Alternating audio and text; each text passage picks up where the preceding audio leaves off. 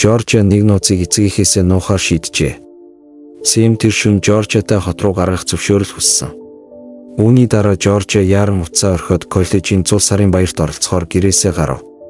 Олсенсийн эзэмшдэг Эли нэртэй андроид робот нь Сэмд 100 сарын баярын мэнд гэхийн оронд Хеллоуны мэнд хүргэе гэж мэдчилж байгаа нь ямар нэг зүйл нь гэмтсэн болохыг илтгэнэ. Үдшилэг дээр Даниэл гэх андроид робот зөөгч тэдэнд ойртож бүгдэд нь ундаа санал болголоо. Жоржиа Сэмээс уцаа эцгийнхээ гэрт үлдээхдээ авахаа мартсан утасныхаа талаар асуугаад удалгүй Жоржиа жирэмсэн байж архиух гэж байгаад нь тэд маргалдана.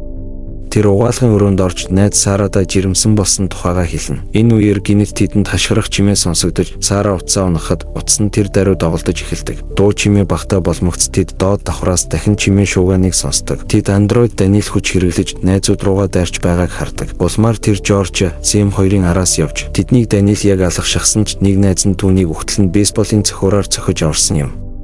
Гэмтлийн улмаас ухаалаг утаснууд дэлбэрч гудамжинд хэрэглэгчтэй үхэлд хүргэж байлаа. Жоржиа, Сэм хоёр энэ аюулт үзэгдлийн гэрч болно. Андроидууд довтлогоогоо үргэлжлүүлж бүх электрон хамгаалалтыг эвдэж эцэст нь Нью-Йорк хотыг сүйтгэж эхэллээ. 9 сарын дараа Жоржиа хүүхдээ төрхийг хүлээж Сэмтэй хамт ойд хорогдоно. Хосууд Бостонгийн бэхлэлтэд хүрэхийг хичээж байлаа. Тэд амар амгалан амьдралтай Аз руу заваар шинхэн эхчүүдийг зөөж буй тухай зурхал сонсдог. Бостон андроид роботоор дүүрэн ямар ч хөнгөө газар болжээ. Тэд цэргийн хооронд хүрэх хүртлээр ой дундуур замдаа болгоомжтойгоор явдаг. Жоржиа эмчийн үзлэгт хамрагдаж байх хооронд түүний хүүхэд нь илүү тээлтэй ба Жоржиаг огт аялж болохгүй гэж түнд мэдэгдэв. Эмч мөн Жоржиад мужид завнууд одоо зөвхөн нялх хүүхэдтэй ээжүүдийг л авч явж байгааг хэлээд гарамт хоол хүн сомс байгаагаас аауд нь үлдэж байгаа гэв. Сэм нэг зэрэгтэй уулзаж Бостонд хүрэх арга зам байгаа эсхийг асуухад Сэмийг дайснаас цухтахыг оролдож байна уу гэж цэрэг дургуйцав. Оройн Сэм Жоржиа нар майхандаа яах ихээ хэлцдэг. Жоржиа хорогдох байртай хооронд хүргэж өгөхийг хүсэж байгаа ч Сэм нэлэх хүүхдтэйгээр зилүүд газрыг гатлах боломжгүй тул хүүхэд төрхөөс өмнө Бостон руу орох хэрэгтэй гэж Сэм хэлв. Жоржиа хэлэхдээ доктор Хау түнд зав зөвхөн их нялх хүүхдүүдийг авч явна гэж хэлсэн тул Сэм тэдэнтэй хамт явж чадахгүй байж магадгүй гэж хэлв. Сэм Жоржиа болон тэдний хүүхэд аюулгүй байгаа цагт үүнийг хүлээн зөвшөөрч чадна гэдгээ хэллээ. Жоржиа Сэмийг үүрэг хариуцлагаасаа санаатаагаар зүхтэж байна гэж бодоод сэтгэл нь хямардаг. Ингээд Сэм майхнаа орхин Бостон руу явах аргаа хайх болно. Сэм нэг цэрэгт ойртоход тэр цэрэг согтуу байлаа. Цэрэг Сэмийг тултаанд дуудаж хэрвээ Сэмийг ялвал тэр болон түүний эхнэрийг маргаашнд Нашоо руу явах замд нэг хэсэг дагалдаж Бостон болон аюулгүй газар хүрэх цайг хороож өгнө гэж хэлв. Их зантай цэрэг Сэмийг ялж чадна гэдэгтээ итгэлтэй байгаа мэт өөртөө итгэлтэй харагдаж байгаа ч бодит байдал дээр эсрэгээрээ болдог. Маргааш өглөө Жоржиаг эмэгтэй офицер сэрээжээ. Дараа нь Жоржиа бааз дээр командлагчтай уулзахаар явв. Цэргийн гавлын яс хагарч нэг нүдийг нь сохолсон хэрэгээр Сэмийг баривчилжээ. Командлагч Сэм Жоржиа хоёрыг жирэмсэн гэдгийг нь мэдсэн ч хөөхийг тушаажээ. Тэд урагт хор хөнөөл учруулж болцшгүй аюултай замаар явхаас өөр аргагүй болдог. Гэсэн хэдий ч тэд борооны дундуур аяллаа үргэлжлүүлсээр байна. Бороо зогссон даруйд тэд орхигдсан байшинтай тааралддаг. Байшингаас Сэм матрас хайж олсноор Жоржиа тухтай унтаж чадхаар боллоо. Мөн хайх явцдаа хэвлэгч камер олоод хамтдаа нэг зураг авалт хийснийхээ дараа Сэм хүүхдээ төрхөөр Жоржиатайгаа хамт зураг авахулах дахин нэг боломжийг хадгалж үлдлээ. Тэр шөнө унтахынхаа өмнө Жоржиа маршрутын газрын зургийг харж байхад Сэм хүүхэд төрүүлэх талаар илүү ихийг мэдхийн тулд эмнэлгийн тойл бичиг уншиж байна. Бостоныг тойрсон газар нутаг андроидуудын бүслэлтэнд байгаа тул тэнд хүрэх цорын ганц арга зам бол далай юм. Жоржиа өөрийн маршрутыг тодорхойлдог бөгөөд энэ нь Нью Хэмпширээр дамжин Портсмут руу явж эцэст нь заваар Бостоны бомбын хойд замаар явах юм. Тэд хойд зүг рүү явж Бостоны бомбд хүрч заваалах боломжтой болох ба энэ нь аюулгүй боловч 2-7 хоног шаардлагдан эсвэл хөнгөө газраар 20 миль туулж 2 өдрийн дотор Бостонд хүрэх боломжтой.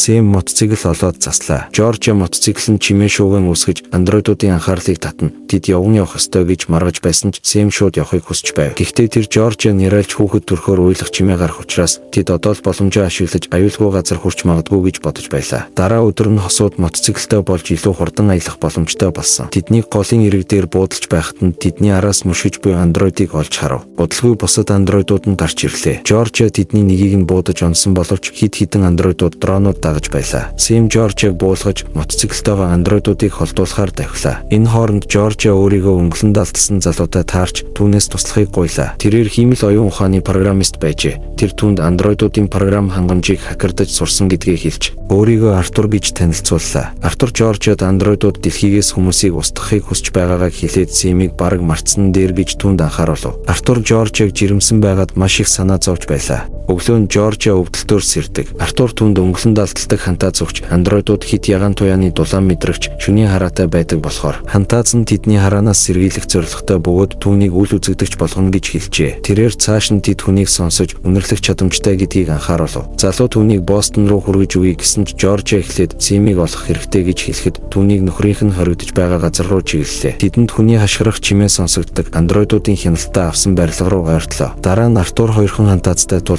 Жоржид өнгөлөнд алдлах хантаазаа Сэмд өггээд тэднийг орхин явлаа. Тэрээр андроидуудад үл үзэгдэх тул Сэмийг барилга дотор хайлаа. Тэр түүнийг өрөөнүүдийн нэгэнд хөлн маш их гэмтсэн байдалтай олжээ. Тэр Сэмийг суллаж байх хооронд Артур андроидуудын анхаарлыг татахыг оролдов. Андроидууд тэднийг хөөж байхад Жорж Сэмийг чирч том гараж руу оруулав. Тэрээр өвдөлтөөсөө болж унсан бөгөөд тэднийг баригдах гэж байхад Артур хажуунаас нь оролцож андроидыг буудаж тэднийг аварчээ. Үүний дараа тэд Артурын ачааны машин руу хурдан очдог бөгөөд Жорж төрөх гэж байлаа. Хэсэг хугацааны дараа тэр эмнэлгийн орон дээр сэрж дэрэгдэн Сэм байлаа. Эмч түнд Артур Жорж Сэм хоёрыг Бостоны хамгаалалтын хооронд авчирсны дараа ухаан алдсныг хэллээд тэрээр Кесар хагалгааны төрөлд маш сайн болсон гэж хэлээд хүүгэн түнд гардуулав. Хосууд хүүдээ Форест гэдэг нэр өгсөн бөгөөд Жорж удалгүй Сэм хоёр хөлөө тайруулсан болохыг олж мэдв. Үүний дараа цэргийн төлөөлөгч тэднийг байцааж эхэлдэг. Жорж офицерт Сэм тэр хоёрт юу тохиолдсныг хэлж тэднийг андроидууд илрүүлэхээс зайлсхийх боломжийг олгосон хантаазыг дурджээ. Тэр аюулгүй байдлын ажилтнанд технологийн талаар тайлбарласан боловч Жоржигийн яриад байгаа технологи хизээж байх боломжгүй тул тэрээр гайхширч эргэлзэж байв. Хэрв тийм хантааз байгаа бол бид үүнийг ашиглаж байх байсан гэж тэр түнд хэлэхэд үүнийг сонсоод тэр гинэд Артурын үгийг санаж хууртагдсанаа ойлгож алдаа хийсэн гэдгийг хүлээн зөвшөөрөв. Түүгээрч барахгүй Артур бол Бостоны хамгаалалтын хооронд сэмхэн нэвтрэхийн тулд түүнийг ашигласан андроидуудын нэг болох нь тодорхой болжээ. Байцаалт дуусны дараа офицер Артурын хэвтэж байх ёстой орыг шалгаж цус нүждөө холилдсон сүвлэгчийг олж харснаар нотлогдлоо. Удалгүй цахилгаан тасарч андроидуудын харим довтолж эхлэх үед муухай чимээ сонсогдов. Артурын зорилго бол андроидуудын эсрэг зэвсэг болох цөмийн реакторыг идэвхгүй болгох явдал гэдгийг Жорж ойлголоо.